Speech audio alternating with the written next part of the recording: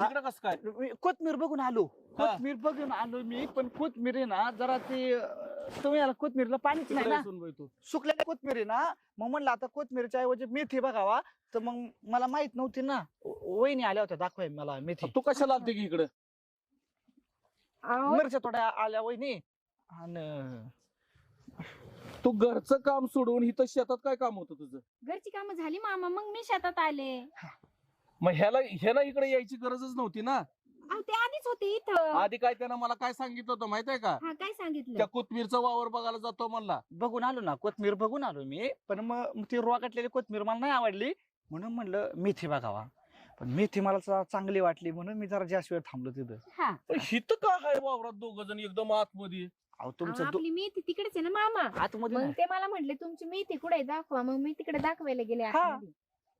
हा, मेथीत बघून आलोय, दुसरं काय तुम्ही काही पण डोक्यात आणू नका. दोघं संघ